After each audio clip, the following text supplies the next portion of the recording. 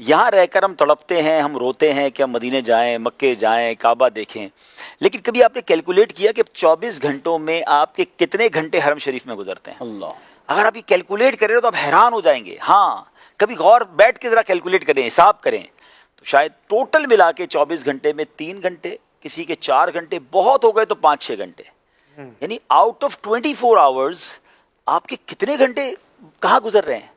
اب اس میں ہوٹل میں گزر رہے ہیں, ہوٹل کی لابی میں گزر رہے ہیں, ریسٹورنٹ میں گزر رہے ہیں, شاپنگ میں گزر رہے ہیں.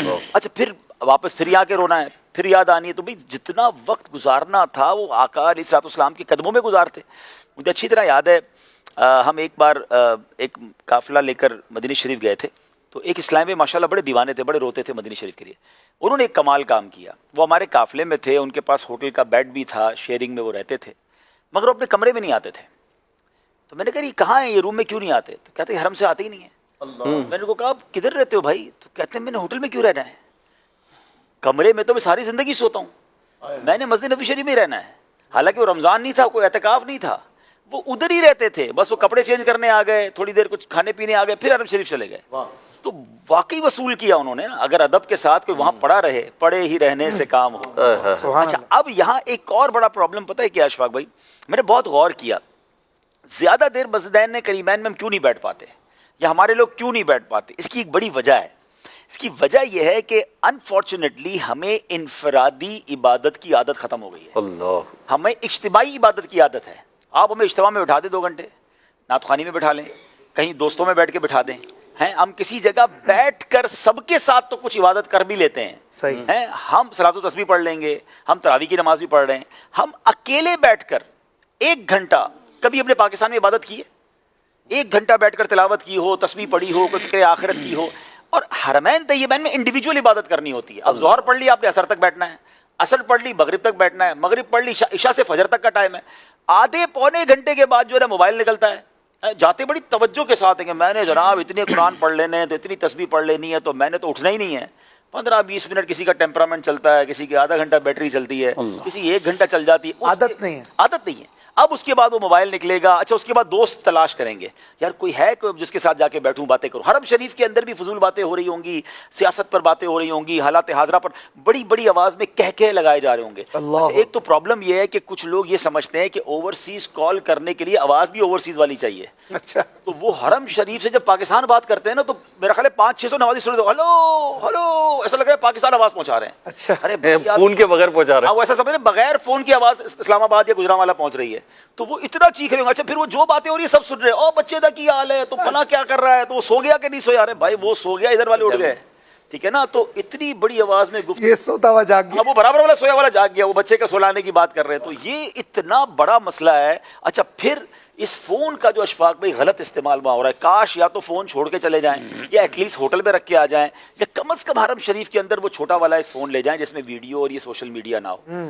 اب ایک عجیب تماشا پتہ ہے کیا ہے, لوگ اب یا تو پتہ نہیں ان کا دماغ نہیں چلتا یا کیا ہے, وہ لائیو اپنے گھر والوں کو منظر دکھانا چاہ رہے ہیں. اچھا یہ بھی نہیں پتا لوگوں کو کہ دونوں طرف کی ویڈیو کھولنا ضروری نہیں ہے. جی آپ نے اگر کعبہ شریف کے سامنے ویڈیو کسی کو دکھانی ہے تو آپ اپنے گھر والوں کو تو کہیں اپنا کیمرہ بند کریں.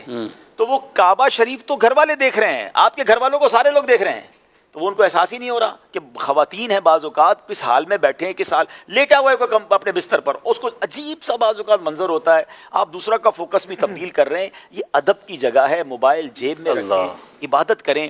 مجھے اچھی طرح یاد ہے, میں واقعہ نہیں بھولتا, ایک بار میں خود سرکار علیہ الصلوۃ والسلام کے قدموں میں حاضر ہوا. تو اللہ کی رحمت سے باب جبرائیل سے مجھے داخلے کی اجازت مل گئی. بڑا نارملی وہاں ملتی نہیں ہے, پرانی بات ہے, اب تو بہت ہی کم موقع ملتا ہے. تو میں عین قدموں میں جا کر میں نے نوافل وغیرہ پڑھنے تھے, میں نماز پڑھنی تھی شروع کی میں نے. تو میرے بالکل آگے ایک صاحب بڑے خشوع و خضوع کے ساتھ, ماشاءاللہ چہرے پہ داڑھی بھی تھی, اور وہ تسبیح نکال کر پڑھ رہے ہوں گے یا دعائیں کر رہے ہوں گے. میں ان کے پیچھے نماز پڑھنے لگا. پتہ نہیں ان کو تھوڑی دیر بعد کیا ہوا, ان کو سمجھ پڑ گئی, انہوں نے پیچھے مڑ کے مجھے دیکھ لیا. اب جب دیکھ لیا نا, تو اب انہوں نے باقاعدہ اپنا موبائل نکالا, اور اب وہ جو سیلفی والا انداز ہوتا ہے نا, اب وہ شروع ہو گئی. میں نماز پڑھ رہا تھا, نماز میں ویسے ہی بندے کا دھیان بٹتا ہے. نماز پڑھنے کے بعد میں دیکھتا رہا, پھر میں نے اس کے کان میں ایک بات کہی, کاش یہ بات تمام زائرین کو سمجھ آ جائے.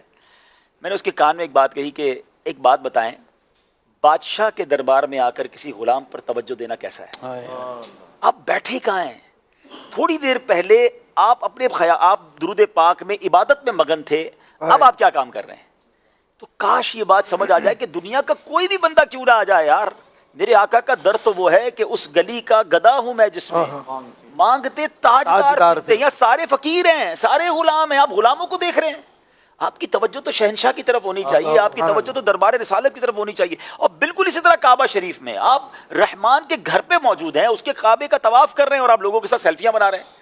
آپ یقین کریں اس میں ان تمام مشہور لوگوں کو بھی پرابلم ہوتا ہے، ان مذہبی رہنماؤں کو بھی مشکل ہوتی ہے، اور الٹا لوگ ہی باتیں کرتے ہیں۔